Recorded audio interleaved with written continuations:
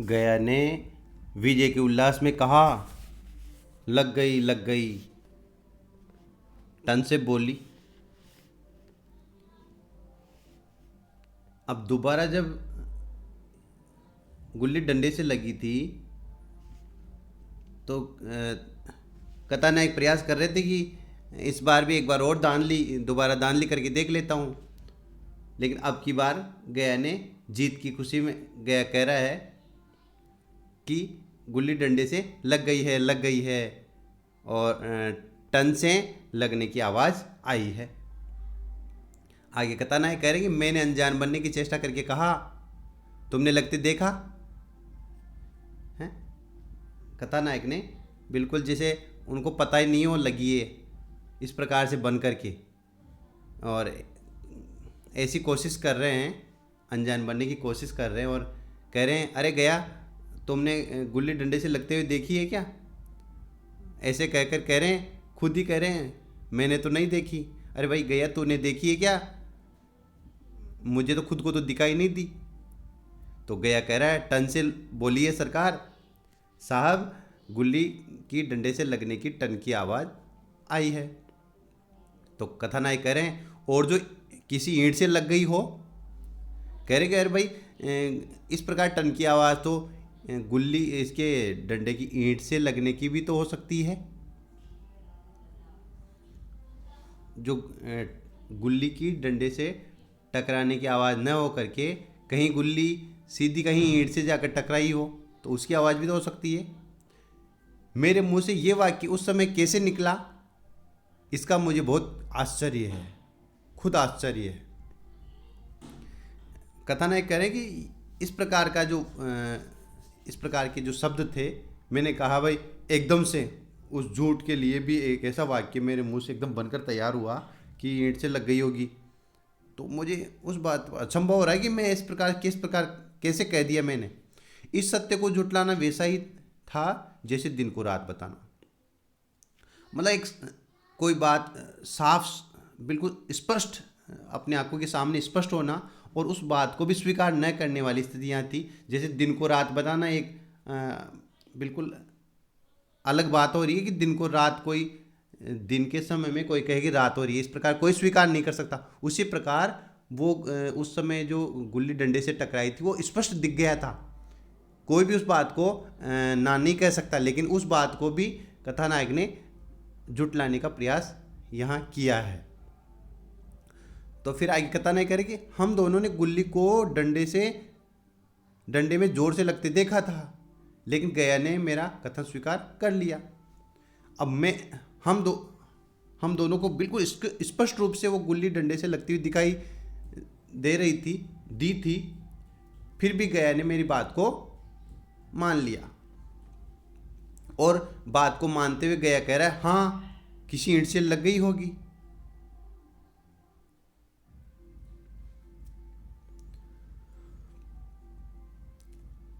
डंडे में लगती तो इतनी आवाज ना आती।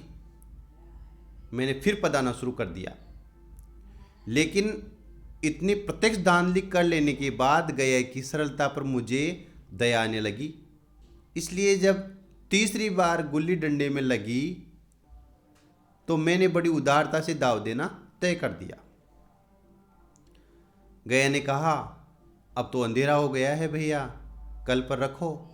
मैंने सोचा कल बहुत सा समय होगा, ये न जाने कितनी देर पधाए, इसलिए इसी वक्त मामला साफ कर लेना अच्छा होगा। नहीं नहीं, अभी बहुत उजाला है, तुम अपना दाव ले लो। गुल्ली नहीं सूझेगी नहीं, कुछ परवाह नहीं। गया ने पदाना शुरू किया, पर उसे अब बिल्कुल अभ्यास न था। उसने 2 बार टाण लगाने का इरादा किया, पर दोनों ही बार हुच गया। 1 मिनट से कम में वह दाव पूरा कर चुका था। बेचारा घंटा भर पदा, पर 1 मिनट में ही अपना दाव खो बैठा। मैंने अपने हृदय की विशालता का परिचय दिया। एक दाव और ले लो, एक दाव और खेल लो। तुम तो पहले ही हाथ में उच गए। नहीं भैया, अब अंधेरा हो गया, तुम्हारा अभ्यास छूट गया, कभी खेलते नहीं। खेलने का समय कहाँ है भैया? देखिए वापस व्याख्या।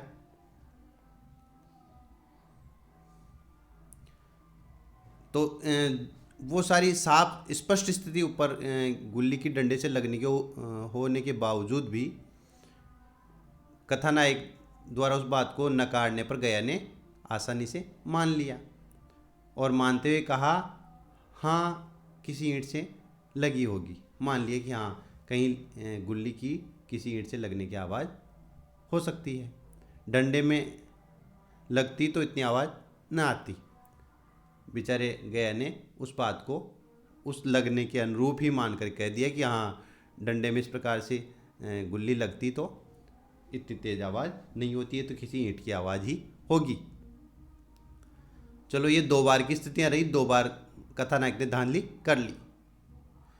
अब कर ली तो जब गुल्ली डंडे में नहीं लगी ऐसा मान लिया गया, तो वापस से फिर कथानायक ने गया को पदाना, गया से बाजी लेना प्रारंभ किया। मैंने फिर पदाना शुरू कर दिया, लेकिन इतनी प्रत्यक्ष धांधली कर लेने के बाद गया की सरलता पर मुझे दया ने लगी। जब मैंने इस प्रकार 2 बार बिल्कुल स्पष्ट रूप से हेरा फेरी की, धोखाधड़ी गया के साथ की खेल में, तो मुझे गया कितना सरल और कितना भोला है उस पर एक करुणा का स्वभाव मेरे अंदर उमड़ा कि मैं अच्छा नहीं कर रहा गया के साथ। इसलिए जब तीसरी बार गुल्ली डंडे में लगी तो मैंने बड़ी उदारता से दाव देना तय कर दिया। फिर मुझे गया पर इतनी दया आई, इतनी करुणा हुई कि तीसरी बार जब गुल्ली डंडे में लगी तो मैं दाव से बाहर हो गया और बड़ी सरलता से, बड़ी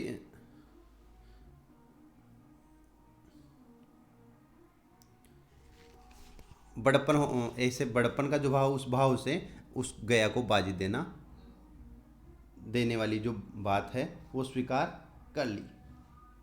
उसके साथ सहानुभूति जताते हुए कि बेचारे के साथ इतना धोखा करना भी अच्छा नहीं है, ऐसा स्वीकार करके। तो जब तीसरी बार में जब कथानायक ने स्वीकार कर लिया कि हाँ अब मैं खेल से बाहर हो गया हूँ, तो गया तुम अपनी बाजी ले लो। तो गया ने कहा अब तो अंधेरा हो गया है भैया, कल पर रखो। गया ने कहा भाई आज तो समय हो गया, बहुत अंधेरा होने वाला है, और ये अब जो बाकी का जो खेल है, जो बाजी मुझे लेनी है वो कल पर रख लेते, मैं कल ले लूँगा आपसे बाजी। तो कथानायक कह रहे मैंने सोचा कल बहुत सा समय होगा, न ये न जाने कितनी देर पदाए, इसलिए इसी वक्त मामला साफ कर लेना अच्छा होगा। कथानायक ने थोड़े चतुराई बताते हुए विचार किया कि कल सुबह आकर क्या मालूम कितनी देर ये पदाए, कितनी देर बाजी ले, पता नहीं, इस बात का बड़ा मुश्किल हो जाएगा। इस वजह से आज ही ये जो इसी समय इस सारे मामले को अभी बराबर कर देना उचित है। तो कथानायक करेंगी मैंने गया से इस प्रकार कहा, नहीं नहीं अभी बहुत उजाला है, तुम अपना दाव ले लो। नहीं भाई अंधेरा नहीं हुआ, अभी तो बहुत साफ दिख रहा है, तुम तो अपना दाव अपनी बाजी मेरे से अभी ले लो। तो गया ने कहा कथानायक से, गुल्ली सूझेगी नहीं? गया कह रहा है कि गुल्ली इस अंधेरा हो रहा है तो दिखाई नहीं देगी। तो कथानायक कह रहा कुछ परवाह नहीं, इस बात की तुम चिंता छोड़ो, मैं देख लूँगा, कहीं से भी ढूंढ कर ले आऊँगा जहाँ भी जाएगी। चलो अब जब कथानायक ने माना ही नहीं, जिद्दी कर ली, तो गया ने बाजी लेना शुरू कर दिया। गया ने पदाना शुरू किया, पर अब उसे बिल्कुल अभ्यास न था। पहले के जैसा जो खेल का जो अभ्यास है, उनकी जो निरंतरता थी खेल के प्रति, खेल में जो पकड़ थी उनकी, वो पकड़ अब नहीं रही। तो कथानायक कह रहे कि उसने 2 बार टाण लगाने का इरादा किया, पर दोनों ही बार हुच गया। टाण लगाने से तात्पर्य डंडे से गुल्ली को चोट मारने का जो प्रयास है उसे टाण मारना लगाना कहते हैं। तो खूब गुल्ली को डंडे से चोट मारने का गया ने प्रयास किया, ऐसा विचार उसने किया, पर दोनों ही बार वो उसकी जो हुच जाने का मतलब बाजी से बाहर होना, दोनों ही बार वो बाजी से बाहर हो गया। 1 मिनट से कम में वह दाव पूरा कर चुका था। उसकी जो बारी थी वो 1 मिनट से कम में ही पूरी हो गई। मतलब वो 1 मिनट से कम ही खेल पाया और फिर बाजी से बाहर हो गया। बेचारा घंटा भर पदा, पर 1 ही मिनट में वो अपना दाव खो बैठा। अपनी जो बाजी आई थी वो 1 मिनट में ही पूरी हो गई और खेल से बाहर हो गया। इतनी देर खेलने के बाद भी मैंने अपने हृदय की विशालता का परिचय दिया। फिर कह रहे हैं कि मैंने बड़ा दरिया दिल होने का यहाँ एक उदाहरण प्रस्तुत करते हुए, बड़े दिल वाली बात करते हुए गए। हमें किसी पर दया आ जाती तो कहते थे एक अवसर और दो। तो इस प्रकार करके कथानक करें कि एक दाव और खेल लो। गया पर दया करते हुए कह रहे हैं, अरे भाई तुम बाहर हो गए, इतनी देर पदे थे और थोड़ी देर में बाहर हो गए, एक दाव और खेल लो, तुम एक बार बाजी और दे देता हूँ। तुम तो पहले ही हाथ में हुच गए हैं, तुम तो पहले हाथ में उसने मतलब पहली बार में बाहर हो गए। तो गया कह रहा नहीं भैया अब अंधेरा हो गया। गया ने फिर कह दिया कि भाई नहीं अब मैं नहीं खेलूँगा, मैं तो बाहर हो गया। उसने स्वीकार करते हुए कहा कि अब अंधेरा हो गया, अब नहीं खेलेंगे। तो कथानक कह रहे तुम्हारा अभ्यास छूट गया, कभी खेलते नहीं हैं, तुम्हारा पहले जैसा खेल पर अभ्यास नहीं रहा है। और प्रश्न कर रहे हैं गया से कि तुम अब कभी खेलते नहीं हो क्या, खेलना नहीं होता क्या तुम्हारा कभी। तो गया कह रहा है खेलने का समय कहाँ है भैया, हैं साहब, अब खेलने का पहले जैसा समय मिलता ही नहीं है, मौका ही नहीं मिलता, अवसर ही नहीं मिलता है। फिर आगे देखिए, हम दोनों मोटर पर जा बैठे, ठीक है, उस खेल को वहीं पर छोड़ दिया और चिराग जलते जलते पड़ाव पर पहुंच गए। गया चलते चलते बोला, कल यहाँ गुल्ली डंडा होगा, सभी पुराने खिलाड़ी खेलेंगे, तुम भी आओगे, जब तुम्हें फुर्सत हो तभी खिलाड़ियों को बुलाऊं। मैंने शाम का समय दिया और दूसरे दिन मैच खेल देखने गया। कोई 10-10 आदमियों की मंडली थी। कई मेरे लड़कपन के साथी निकले, अधिकांश युवक थे जिन्हें मैं पहचान न सका। खेल शुरू हुआ, मैं मोटर पर बैठा बैठा तमाशा देखने लगा। आज गया का खेल, उसका वह नैपुण्य देखकर मैं चकित हो गया। टाण लगाता तो गुल्ली आसमान से बात करती। कल की सी वह झिझक, वह हिचकिचाहट, वह बेदिली आज न थी। लड़कपन में जो बात थी आज उसने प्रौढ़ता प्राप्त कर ली थी। कहीं कल इसने मुझे इस तरफ पदाया होता तो मैं जरूर रोने लगता। उसके डंडे की चोट खाकर गुल्ली 200 गज की खबर लाती थी। देखो वापस,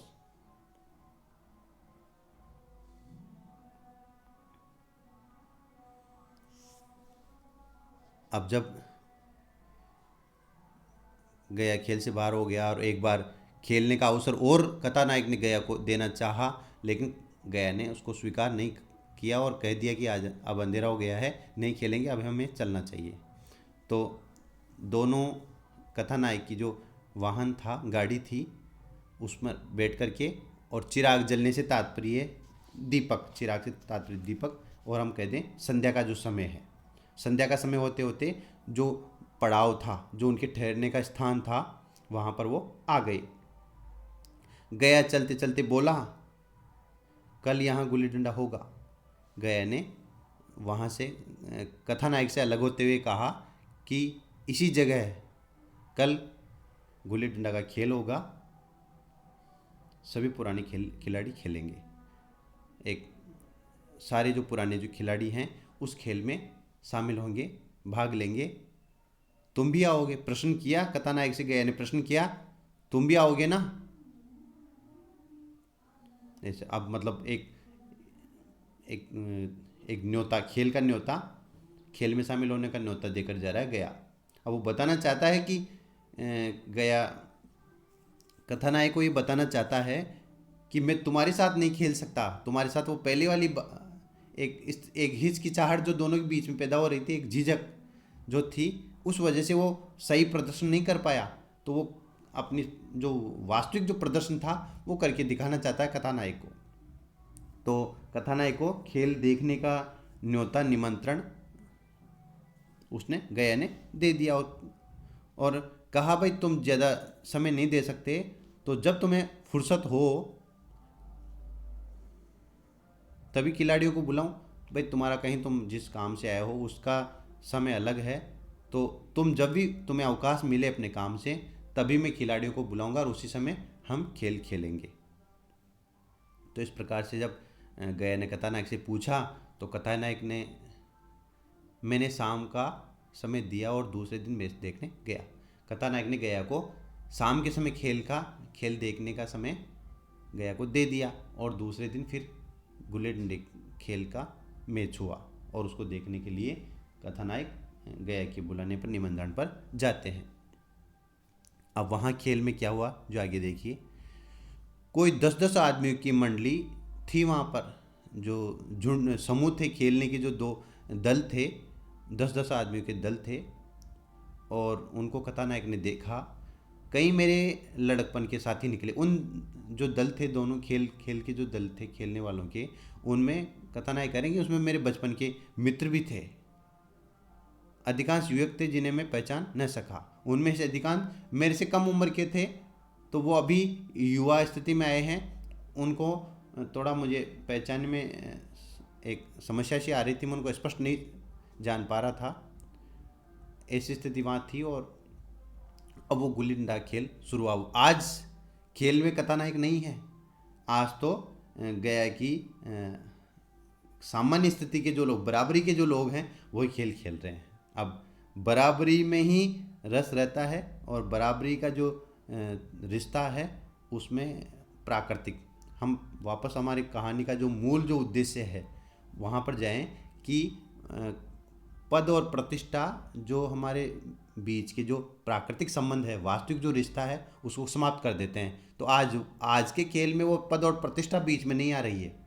आज वहाँ पर समानता का भाव है, सभी लोग एक ही स्तर के हैं। इस वजह से आज कहीं खेलने में कहीं वो झिझक, कहीं वो डर नहीं है। तो गुल्ली डंडा खेल प्रारंभ हुआ। मैं मोटर पर बैठा बैठा तमाशा देखने लगा। कथानायक कह रहे हैं कि मैं अपनी गाड़ी अपने वाहन पर ही में ही जाकर बैठ गया और वहीं से वो खेल देख रहा था। आज गया का खेल, उसका वह नैपुण्य देखकर मैं चकित हो गया। गया का वो गुल्ली डंडा का जो खेल है, उसकी जो खेल की जो निपुणता है, कुशलता है, उसको देखकर अचंभित हो रहा था। वही बचपन की जैसी उसकी जो स्फूर्ति थी वो आज देखने को मुझे मिल रही थी। टाण लगाता तो गुल्ली आसमान से बात करती। जब गया गुल्ली को डंडे से चोट मारता, टाण लगाने से तात्पर्य, तो गुल्ली आसमान से बात करती। आसमान से बात करने का तात्पर्य बहुत ऊंचाई तक उछलती। कल की सी वह झिझक, वह हिचकिचाहट, वह बेदिली आज न थी। हैं कथानायक करें कि कल जैसी जो स्थिति, ये झिझक और हिचकिचाहट एक दूसरे के पर्याय हैं। संकोच के अर्थ में है ये, भय के अर्थ में डर। कल जैसा डर, कल जैसा संकोच आज गया के खेल में दिखाई नहीं दे रहा है। आज निसंकोच होकर, निडर होकर गया खेल रहा है। वह बेदिली से तात्पर्य उदासी, वो आज उस खेल में कहीं भी नहीं है। आज पूरे जोश के साथ गया खेल रहा है। लड़कपन में जो बात थी आज उसने प्रौढ़ता प्राप्त कर ली। कथानायक करेंगे बचपन में जो खेल जिस प्रकार गया खेलते थे, वही उसी खेल में आज प्रौढ़ता तात्पर्य मजबूती, आज उस खेल ने मजबूती आ गई है। कहीं कल इसने मुझे इस तरह पदाया होता तो मैं जरूर रोने लगता। कथानायक करें कि आज की तरह यदि कल गया मेरे साथ खेलता तो मुझे शायद रुलाई देता, खेल में थका देता मुझे। उसके डंडे की चोट खाकर गुल्ली 200 गज की खबर लाती थी। कथानायक करें कि गया के डंडे से जो गुल्ली थी, उसको चोट मारने पर वो गुल्ली 200 गज दूरी तक, उसकी मार से, उसकी चोट से 200 गज की दूरी तक वो उछल जाती थी, उछलकर चली जाती थी, दूर जाकर गिरती थी। आगे देखो। पदने वालों में एक युवक ने कुछ धांधली की। उसने अपने विचार में गुल्ली लपक ली थी। गया का कहना था गुल्ली जमीन में लगकर उछली थी। इस पर दोनों में ताल ठोकने की नौबत आई। युवक दब गया। गया का तमतमाया हुआ चेहरा देखकर डर गया। अगर वह दब न जाता तो जरूर मारपीट हो जाती। मैं खेल में न था, पर दूसरों के इस खेल में मुझे वही लड़कपन का आनंद आ रहा था। ये वही नहीं है, वही, यहाँ अनुस्वार हटा देंगे, इसमें मुद्रण की अशुद्धि है। वही वही लड़कपन का आनंद आ रहा था जब हम सब कुछ भूलकर खेल में मस्त हो जाते थे। अब मुझे मालूम हुआ कि कल गया ने मेरे साथ खेला नहीं, केवल खेलने का बहाना किया। उसने मुझे दया का पात्र समझा। मैंने धांधली की, बेईमानी की, पर उससे जरा क्रोध ना आया, इसीलिए कि वह खेल न रहा था, मुझे खिला रहा था, मेरा मन रख रहा था। वह मुझे पदाकर मेरा कचूमन्ना निकालना चाहता था। मैं अब अफसर हूँ, ये अफसरी मेरे और उसके बीच में दीवार बन गई है। मैं अब उसका लिहाज पा सकता हूँ, अदब पा सकता हूँ, साचर्य नहीं पा सकता। लड़कपन था तब मैं उसका समकक्ष था, हमें कोई भेद न था। ये पद पाकर अब मैं केवल उसकी दया के योग्य हूँ। वह मुझे अपना जोड़ नहीं समझता, जोड़ का, बराबर का। वह बड़ा हो गया है, मैं छोटा हो गया हूँ। वापस देखो, आगे कथानायक कह रहे हैं कि पदने वालों में एक युवक ने दान लिखी, वही हेरा फेरी खेल में बेईमानी। वो जो खेल में जो बाजी दे रहे थे पदने से तात्पर्य, तो उनमें किसी ने बेईमानी की। उसने अपने विचार में गुल्ली लपक ली थी, पकड़ ली थी, लपकने से तात्पर्य। जो बाजी दे रहा था उसने कहा कि हाँ गया, मैंने गुल्ली पकड़ ली है, लेकिन वो पकड़ में नहीं आई थी। वास्तविकता क्या थी? गया का कहना था कि गुल्ली जमीन में लगकर उछली थी। गया कह रहा है कि वास्तविक स्थिति ये थी, गया ने देखा, गया के हिसाब से, गया के विचार से, कि गुल्ली एक बार ज़मीन पर टकरा गई थी। अब ज़मीन पर टकरा कर वापस उछलने पर उसको पकड़ा हुआ केच नहीं माना जाता। और उसने कहा कि नहीं, ज़मीन से टकराई नहीं, वो पहले मेरे हाथ में आ गई। इस प्रकार वो बेईमानी कर रहा था। इस पर दोनों में ताल ठोकने की नौबत आ गई। ताल ठोकने से तात्पर्य लड़ने के लिए ललकारना, लड़ने के लिए ललकारने की जो स्थिति, नौबत से तात्पर्य स्थिति, वो बन गई। अब इस स्थिति में युवक दब गया। दब जाने से तात्पर्य पीछे हट गया, उसको अपनी बात को स्वीकार कर लिया, वापस ले लिया। कहने का तात्पर्य कि हाँ भाई, मैंने केस नहीं किया है। गया का तमतमाया हुआ चेहरा देखकर डर गया। वो युवक उसकी अत्यधिक गुस्से को देख करके, लाल चेहरे को देख करके भयभीत हो गया। अगर वह दब न जाता तो जरूर मारपीट हो जाती। यदि वह युवक गया की बात को स्वीकार न कर लेता तो आज तो हाथापाई की स्थिति बन जाती। मैं खेल में न था, पर दूसरों के इस खेल में मुझे वही लड़कपन का आनंद आ रहा था। कथानायक करेंगी, आज मैं खेल में नहीं था, खेल में शामिल नहीं होने के बावजूद भी मुझे वैसा ही आनंद आज दूसरों के द्वारा खेले जा रहे खेल में भी मुझे अपने बचपन का जो मज़ा है, वो इतना खूब मज़ा मैंने लिया। खेल देखने में मुझे वैसा ही आनंद प्राप्त हुआ जैसा बचपन में खेलते समय प्राप्त होता था, जब हम सब कुछ भूल कर खेल में मस्त हो जाते थे। सब कुछ भूल कर किसी भी बात का हमें ध्यान न रहता था। खेल के अतिरिक्त हमें किसी बात का ध्यान न रहता था। अब मुझे मालूम हुआ कि कल गया मेरे साथ खेला नहीं, केवल खेलने का बहाना किया है। अब मुझे पता चला है, अब वास्तविक स्थिति अब समझ में आई है कि कल गया मेरे साथ खेल नहीं रहा था, वो केवल खेलने का एक नाटक कर रहा था। उसने मुझे दया का पात्र समझा। कथानायक करेगी, वो केवल दया के पात्र समझने से तात्पर्य मेरा मन रखने के लिए वो खेल रहा था। मैंने धांधली की, बेईमानी की, पर उसे जरा क्रोध ना आया। मैं खूब खेलने में, धांधली बेईमानी पर्यायी शब्द हैं, दोनों पर्यायवाची हैं, तो मैंने खूब गड़बड़ करने का प्रयास किया, खेल में हेरा फेरी करने का प्रयास किया, पर उसको बिल्कुल भी गुस्सा नहीं आया। कहने का इसलिए नहीं आया कि वो खेल नहीं रहा था, वो केवल नाटक कर रहा था। इसीलिए कि वह खेल नहीं रहा था, वो मुझे खेला रहा था, मेरा मन रख रहा था। केवल वो मेरे साथ खेल नहीं रहा था, वो खेलने का बहाना था, नाटक था। केवल मेरा मन रखने के लिए उसने वो एक एक नाटक सा किया था। वह मुझे पदाकर मेरा कचूमर नहीं निकालना चाहता था। पदाकर वो मेरी कचूमर निकालने चाहता था, बुरी हालत करना, वो मेरी बुरी हालत करना नहीं चाहता था। मैं अब अफसर हूँ, ये अफसरी मेरे और उसके बीच में दीवार बन गई है। अब इन तीनों चारों जो पंक्तियां हैं अंत की, उनमें कथा का मूल जो सार है यहाँ पर दिया हुआ है।